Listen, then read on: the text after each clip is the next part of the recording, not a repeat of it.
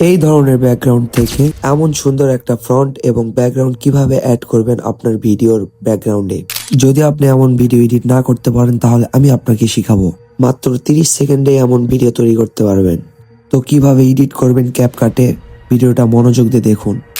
সর্বপ্রথম CapCut open করবেন, তারপর আপনার ভিডিও সিলেক্ট করবেন, তারপর ভিডিওটা ডুপ্লিকেট করে নেবেন, তারপর এখান থেকে ব্যাকগ্রাউন্ড রিমুভ করবেন।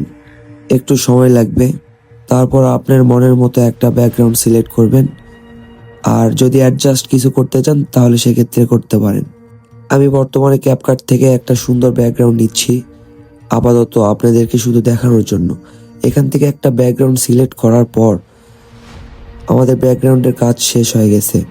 আপনি যদি ব্যাকগ্রাউন্ডে কোনো লেখালেখি করতে চান তাহলে আপনার পছন্দের লেখাটি লিখে ব্যাকগ্রাউন্ডে অ্যাড করবেন, তারপর লেয়ারে গিয়ে অ্যাডজাস্ট করে নেবেন। ভিডিওটি শেষ, এখন রেজাল্ট দেখুন। আচ্ছা, আমি এই মুহূর্তে আপনাদের সাথে কথা বলতেছি, আমার পিছে একটা ব্যাকগ্রাউন্ড